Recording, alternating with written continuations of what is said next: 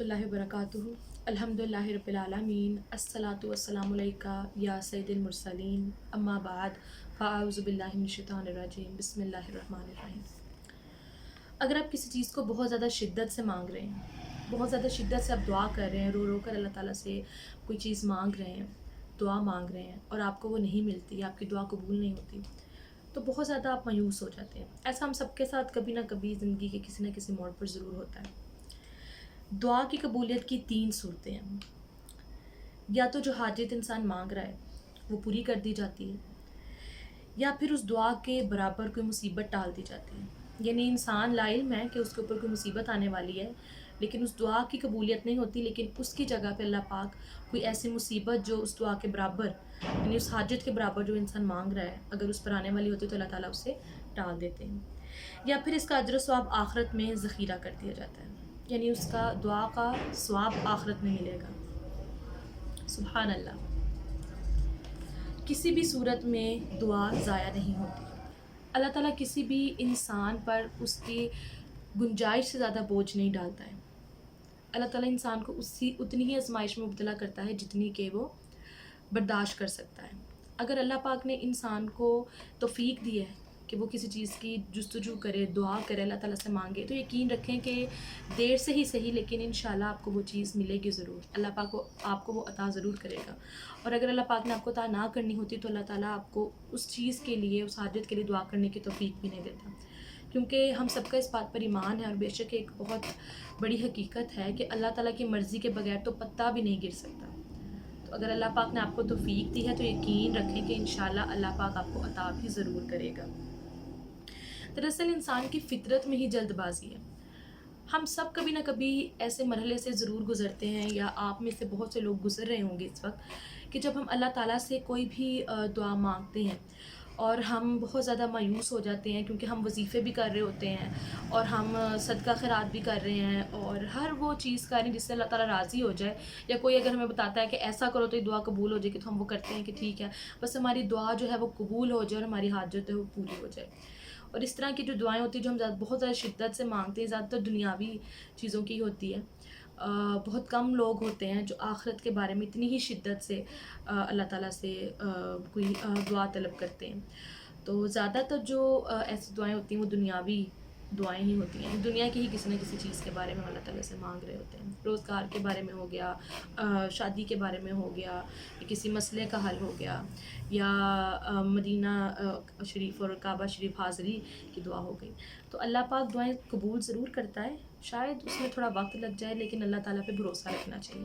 انسان بہت ہی جلد باز ہے، انسان کی فطرت میں جلد بازی اور کچھ حد تک ناشکری ہے، اس لیے بہت زیادہ جلدی مایوس ہو جاتا ہے کہ میں یہ سب کچھ کر رہا ہوں تو مجھے اللہ عطا کیوں نہیں کر رہا۔ ہم یہ بھول جاتے ہیں کہ اگر اللہ عطا کرنے میں دیر کر رہا ہے اس وقت، تو یہ بھی تو سوچیں کہ اللہ تعالیٰ آپ کے گناہوں کی بھی سزا آپ کو اسی وقت نہیں دیتا ہے۔ اگر آپ گناہ کر رہے ہیں اور بہت بڑے بڑے گناہ انسان کر لیتا ہے تو بھی اللہ تعالیٰ توبہ کا موقع ضرور دیتا ہے، اسی وقت گناہ کی سزا کبھی اللہ پاک نہیں دیتے۔ تو اگر اللہ تعالیٰ نے دعا کوئی آپ مانگ رہے ہیں بہت زیادہ، اللہ تعالیٰ تھوڑا وقت ہے، اللہ تعالیٰ کی کوئی مصلحت ہے اس میں، اللہ تعالیٰ بھی آپ کو عطا نہیں کر رہے ہیں، تو اس پر بھی ہمیں صبر کرنا چاہیے۔ وہ بھی ایک طرح کی آزمائش ہوتی ہے، اور اللہ تعالیٰ بھی دیکھتا ہے کہ اس کا بندہ کس حد تک صبر کرتا ہے۔ اب اکثر ایسا بھی ہوتا ہے کہ انسان دعا تو مانگ رہا ہوتا ہے اللہ تعالیٰ سے، اور بہت زیادہ شدت سے مانگ رہا ہوتا ہے، لیکن ساتھ ہی وہ کچھ ایسے کام انجانے میں یا جانتے ہوئے بھی، یا انجانے میں زیادہ تر ایسے کام کر رہا ہوتا ہے جو اللہ تعالیٰ کی ناراضگی کا باعث بنتے ہیں، اور اس وجہ سے بھی اکثر دعائیں جو ہیں وہ قبول نہیں ہوتی، کیونکہ وہ جو کام ہے، جو عمل اللہ تعالیٰ کی ناراضگی کا باعث بن رہے ہیں، وہ رکاوٹ بن جاتے ہیں دعا کی قبولیت میں۔ کچھ چیزیں اس میں سے میں آپ کو بتانا چاہوں گی، جیسے کہ آپ نے جان بوجھ کر کسی کا دل دکھایا ہو، تو کسی کے دل سے آہ نکلی ہو، یا بد دعا نکلی ہو، یا نہ بھی نکلی ہو، اور کوئی بس آپ سے ہرٹ ہوا ہو، تو اس وجہ سے بھی اکثر ایسا ہوتا ہے کہ دعا کی قبولیت کی راہ میں جو ہے یہ چیزیں رکاوٹ ہوتی ہیں۔ اس کے علاوہ والدین کی نافرمانی، اگر آپ والدین کے نافرمان ہیں تو یاد رکھیں والدین آپ کو کبھی بد دعا نہیں دیں گے۔ والدین اپنے بچوں کو کبھی بھی بد دعا نہیں دیتے ہیں، چاہے بچہ کس حد تک نافرمان ہو، لیکن اللہ تعالیٰ دیکھ رہا ہے، اور اگر آپ والدین کے نافرمان ہیں، آپ رزق کے لیے دعا کریں گے، اپنی زندگی کے مسائل حل کرنے کے لیے دعا کریں گے، پرسکون رہنے کے لیے، سکون کے خواہش کے لیے، سکون طلبی کے لیے دعا کریں گے، تو آپ کو وہ نہیں ملے گا جب تک آپ اپنے والدین کی نافرمانی ختم نہیں کر دیتے۔ صرف ایک صورت میں والدین کی ہے کہ آپ نافرمانی کر سکتے ہیں، اگر وہ آپ کو شرک کرنے کا کہیں اللہ تعالیٰ کے ساتھ، ادروائز اور کوئی صورت نہیں ہے جس میں اللہ پاک نے بیان کیا ہو کہ آپ والدین کی نافرمانی کریں۔ صرف اللہ پاک نے فرمایا کہ جب شرک اگر والدین آپ کو کہیں کہ شرک کرو آپ اللہ پاک کے ساتھ، تو آپ ان کی نافرمانی کر سکتے ہو، تو آپ ان کی بات مت مانو، لیکن اس کے علاوہ ایسی کوئی صورت نہیں ہے کہ آپ اپنے والدین کی نافرمانی کریں۔ کبھی کبھی انسان جانے میں اونچا بول جاتا ہے پیرنٹس کے، تو ان کو ڈس ہرٹ کر دیتا ہے، ان کو ہرٹ کر دیتا ہے، تو انسان کو سمجھ نہیں آ رہی ہوتی کہ اس کی دعا قبول کیوں نہیں ہو رہی، لیکن ایک یہ بھی ریزن ہوتا ہے۔ اس کے علاوہ اگر آپ نے کسی کی حق تلفی کی ہے، کسی کا حق آپ نے مارا ہے یا حق آپ نے کھایا ناجائز طریقے سے، تو یہ بھی آپ کی دعا کی قبولیت کی راہ میں رکاوٹ ہے۔ اس کے علاوہ اگر آپ حلال رزق نہیں کما رہے، آپ حرام رزق کما رہے ہیں اور آپ دعائیں مانگ رہے ہیں، کسی جائز چیز کے بارے میں بھی اگر آپ حرام کھا کر یا حرام کام کر کے آپ دعا مانگ رہے ہیں، جائز دعا بھی ہوگی تو وہ بھی قبولیت کی راہ میں یہ عمل بھی رکاوٹ ہو سکتا ہے۔ اس کے علاوہ اگر آپ سود کھا رہے ہیں، سودی کاروبار کر رہے ہیں، تو یہ بھی دعا کی قبولیت کی راہ میں رکاوٹ ہے۔ انسان کو چاہیے کہ اپنا محاسبہ کرے اور ان ساری چیزوں کے بارے میں سوچے۔ اس کے علاوہ ایسا کوئی بھی عمل جو میں نے یہاں پہ بولا نہیں ہے، لیکن ایسا کوئی بھی عمل جو کہ آپ کو پتہ ہے کہ اللہ تعالیٰ کی ناراضگی کا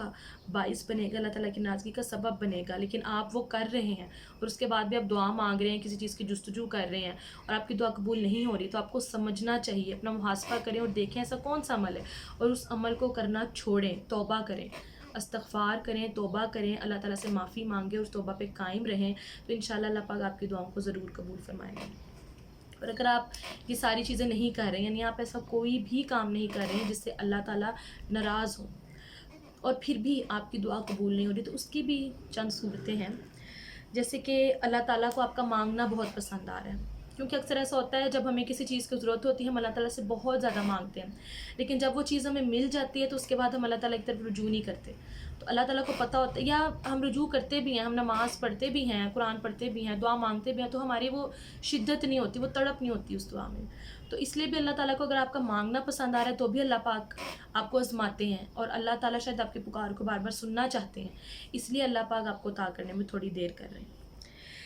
یا یہ بھی ہو سکتا ہے کہ اکثر آپ جو دعا مانگ رہے ہیں، آپ اب مایوس ہو گئے ہیں کہ میں تھک گیا ہوں، میں اب دعا نہیں مانگوں گا، لیکن صرف ایک اور دعا آپ کو مانگنے کی دیر ہوتی ہے اور اللہ تعالیٰ نے آپ کو عطا کرنا ہوتا ہے۔ ایسے بھی ہوتا ہے، اللہ پاک فرماتا ہے نا کہ اب دعا کرو گے تو آپ کو عطا ضرور کرے گا، اللہ پاک فرماتا ہے مجھ سے مانگو میں تمہیں دوں گا،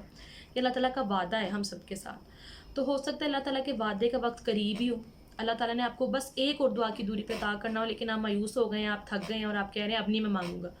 تو اس وجہ سے شاید آپ کی دعا قبول نہیں ہو رہی۔ یا اس کے علاوہ مصلحت، اللہ تعالیٰ کی مصلحتیں ہم نہیں سمجھ سکتے، ہم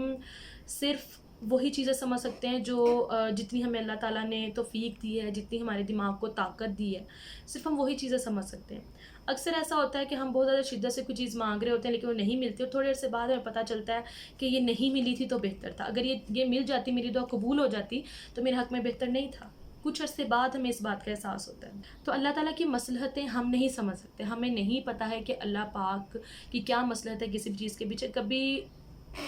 کبھی کبھار ایسا ہوتا ہے کہ ہمیں مصلحت سمجھ میں آ بھی جاتی ہے اور بعد میں ہمیں اس بات کا احساس ہوتا ہے کہ اللہ تعالیٰ ہم سے کتنی محبت کرتا ہے اور وہ ہمیں کوئی چیز نہیں دے رہا ہوتا، تو یہ بھی ہوتا ہے کہ اس میں ہماری بہتری ہوتی ہے، لیکن ہم اس وقت نہیں سمجھ رہتے، ہمیں بعد میں سمجھ رہتے ہیں، اور کبھی کبھی بعد میں بھی سمجھ نہیں آتا ہے، ہم بعد میں بھی نہیں سمجھ پاتے ہیں کہ یہ چیز ہمیں کیوں نہیں ملی، لیکن بس یہ یقین ہونا چاہیے کہ اللہ تعالیٰ ہمارے حق میں جو کرے گا بہتر کرے گا۔ آپ اللہ تعالیٰ سے دعا ضرور مانگیں، اگر دنیاوی حاجت ہے تو بھی ضرور مانگیں، ایسا نہیں ہے کہ دنیاوی حاجت مانگنی نہیں چاہیے، اللہ تعالیٰ سے ضرور دعا مانگنی چاہیے، اور شیطان کے بہکاوے میں نہیں آنا چاہیے۔ شیطان ہی بہکاتا ہے کہ بھئی تم نے بہت دعا مانگ لی ہے اور تم کب سے دعا مانگ رہے ہو، اللہ تعالیٰ تمہیں عطا نہیں کر رہا، تو اب بس چھوڑ دو، نمازیں چھوڑ دو، سب کچھ چھوڑ دو اور میرے راستے پہ چل پڑو۔ ہمیں ایسا نہیں کرنا چاہیے، کیونکہ یہی تو صحیح آزمائش ہے۔